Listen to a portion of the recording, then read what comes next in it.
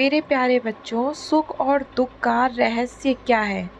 आज मैं आपको एक स्टोरी के रूप में समझाती हूँ।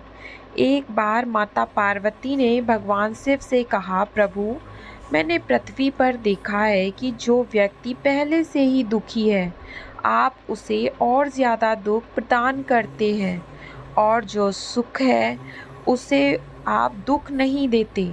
भगवान ने इस बात को समझाने के लिए माता पार्वती को धरती पर चलने के लिए कहा, और दोनों ने इंसानी रूप में पति पत्नी का रूप लिया और एक गांव के पास डेरा जमाया।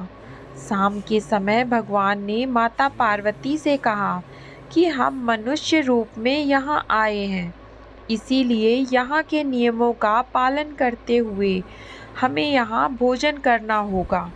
मैं भोजन सामग्री की व्यवस्था करता हूँ, तब तक तुम चूल्हा की व्यवस्था कर लो। भगवान शिव के जाते ही माता पार्वती चूल्हा बनाने के लिए ईंटें लेने गईं।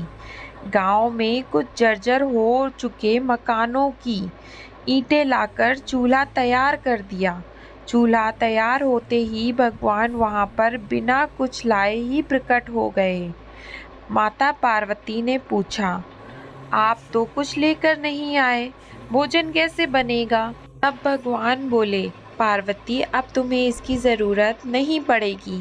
भगवान ने माता पार्वती से पूछा, तुम चूल्हा बनाने के लिए इन ईंटों को कहाँ से लाई हो?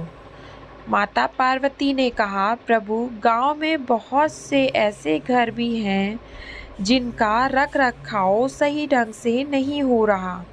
उनकी जर्जर हो चुकी दीवारों से मैं ये ईंटें निकाल कर ले आई। तब भगवान ने कहा, जो घर पहले से खराब थे, तुमने उन्हें और खराब कर दिया। तुम ईंटें उन सही घरों की दीवार से भी तो ला सकती थी।